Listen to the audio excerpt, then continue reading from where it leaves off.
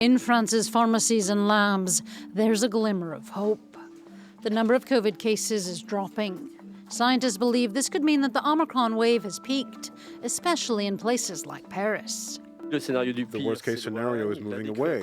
A dip has begun. The number of infections will drop considerably in February, and in March, we should be at very low levels. In this Paris laboratory, some 29% of the tests that they received last week came back positive. This week's figures are at 20%.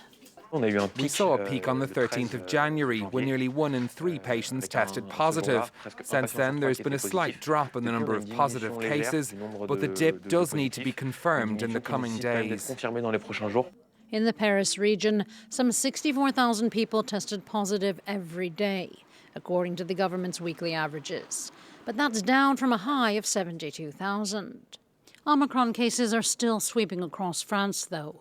Nationwide, some 278,000 daily new cases were reported Sunday.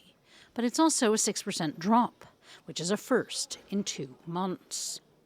For this pharmacist, a dip in reported cases doesn't necessarily mean fewer people are ill. He says that fewer tests are going to labs.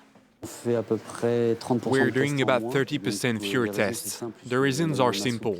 An easing of school protocols for contact tracing. Self-administered tests cannot be used. Hospitals remain in the thick of France's 5th wave, with over 25,000 COVID patients. But on the bright side, the number of them being admitted to intensive care units has stabilized.